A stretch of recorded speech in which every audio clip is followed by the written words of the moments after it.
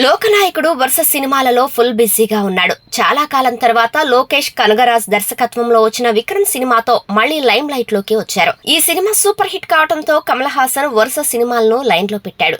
ఇప్పటికే ఒక పక్క హీరోగా ఇంకో పక్క నిర్మాతగా బిజీగా మారాడు. కమల్ చేతిలో ప్రస్తుతం 3 సినిమాలు ఉన్నాయి. అందులో ఒకటి ప్రభాస్ నటిస్తున్న కల్కి 2898 AD.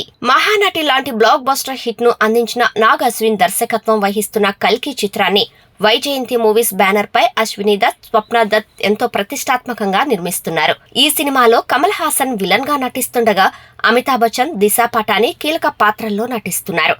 బాలీవుడ్ బ్యూటీ దీపికా పదుకొనే కల్కి మూవీతో టాలీవుడ్ ఎంట్రీ ఇవ్వబోతోంది. ఇప్పటికే ఈ సినిమా నుంచి రిలీజ్ అయిన పోస్టర్స్, టీజర్ ప్రేక్షకుల్ని విశేషంగా ఆకట్టుకున్నాయి. ఇటీవల బుజ్జి అనే కారు వీడియోను మేకర్స్ రిలీజ్ చేశారు. మొదటి నుంచి ఈ సినిమాపై అభిమానులు ఎన్నో అంచనాలను పెట్టుకున్నారు. ఇండస్ట్రీ ఎంతగానో ఎదురు చూస్తున్న సినిమాల్లో కల్కి ఒకటి. సైన్స్ ఫిక్షన్ గా తెరకెక్కుతున్న ఈ మూవీ జూన్ 27న ప్రేక్షకుల ముందుకు రానుంది. ఇకపోతే ఈ సినిమాలో కమల్ కేవలం 20 నిమిషాలు మాత్రమే కనిపిస్తున్నట్టు తెలుస్తోంది. కల్కి 2 పార్ట్స్ గా రిలీజ్ కానుంది.